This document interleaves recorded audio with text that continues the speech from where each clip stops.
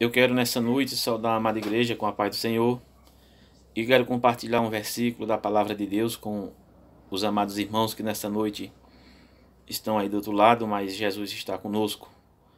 Eu quero encarecidamente peço que os irmãos abram a vossa Bíblia no livro de Mateus, no capítulo 14, o versículo 28, o 27, aliás, irmãos, em diante. Diz assim a gloriosa palavra do Senhor. Jesus, porém, lhe falou, logo dizendo: Tens de bom ânimo, sou eu, não temas. E respondendo-lhe Pedro, e disse-lhe: Senhor, se és tu, manda-me ir ter contigo por cima das águas. E ele disse: Vem. E Pedro, descendo do barco, andou sobre as águas para ir ter com Jesus. Mas, sentindo o vento forte, teve medo e começou a ir para o fundo. Clamou, dizendo: Senhor, salva-me. Meus queridos irmãos, esta passagem está no livro de Mateus, no capítulo 14, como citei, o versículo 27, onde comecei a fazer a leitura, relata sobre uma travessia dos seus discípulos, que eles iam atravessando aquele mar, e aquele mar se levantou uma grande tempestade. Se levantou algo que eles ficaram com medo, eles ficaram ali pensando que ia perecer. Porém, em meio àquela tempestade, em meio àquele mar revolto, eles ouviram alguém vindo ao encontro deles. E eles aí ficaram mais assustados ainda, porque eles começaram a sentir medo e gritar, dizendo: quem vem lá? Vamos dizer assim.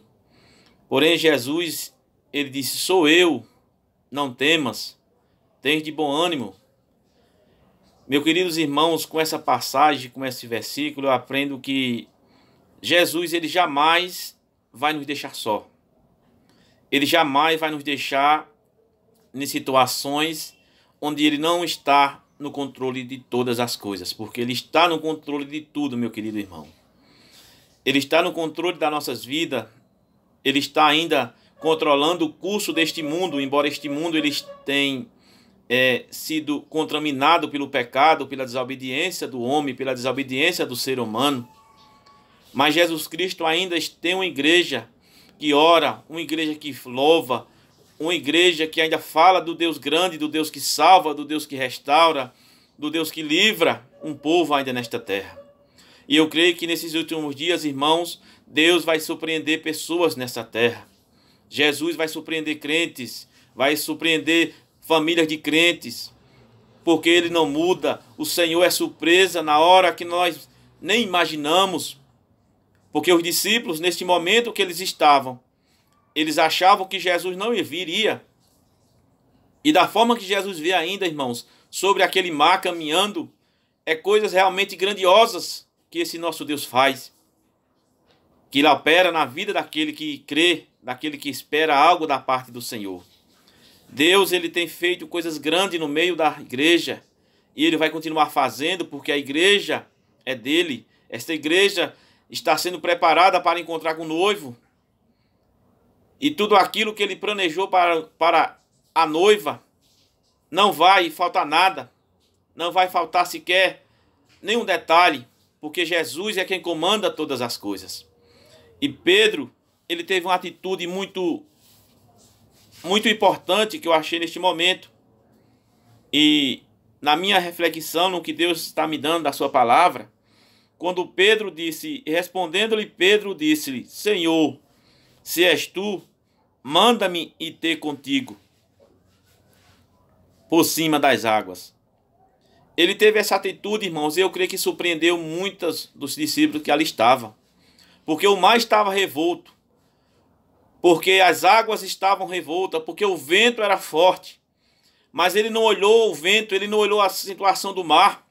Ele olhou para aquele homem que vinha sobre as águas e ele creu que aquele homem era quem controlava todas as coisas.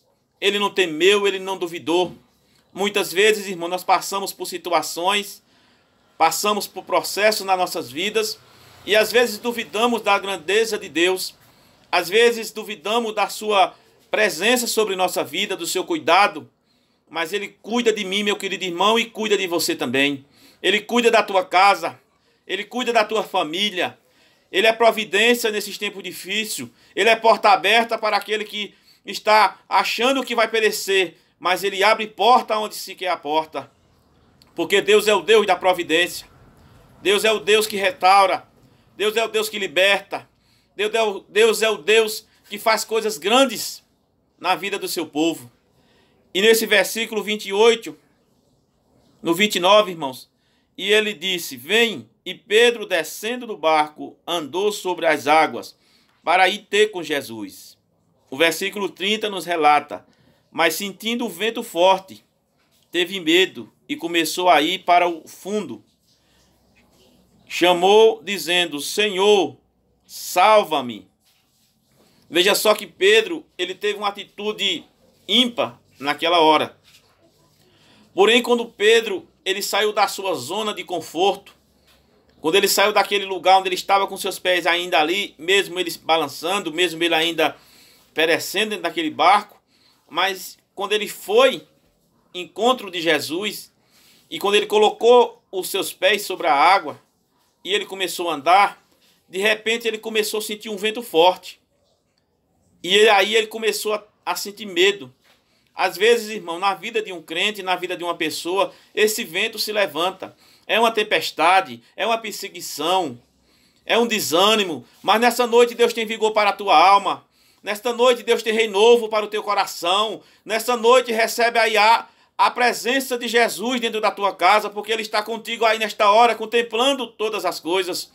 Ele só quer que você toque nele pela fé, que eu toque nele pela fé, que nós temos a decisão em nossos corações, que servimos um Deus que ouve, um Deus que vê, um Deus que toque em nossas vidas.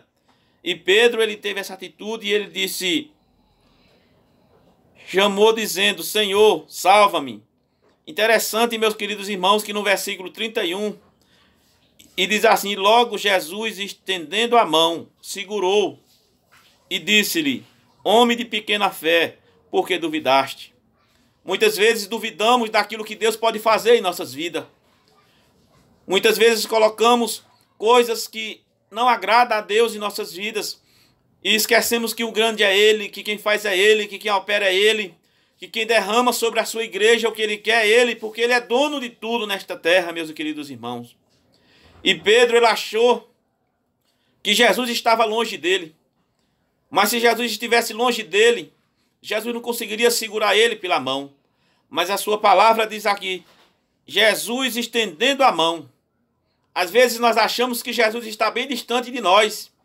Às vezes nós achamos que Jesus está longe. Mas Jesus está bem pertinho de você. Está bem pertinho de mim. Ele só precisa que eu e você, meu irmão, olhe somente para Ele. Confie nele. E Ele continuará abençoando a igreja, Ele continuará operando, Ele continuará cuidando do seu povo nesse dia difícil. Porque para Deus nada é impossível.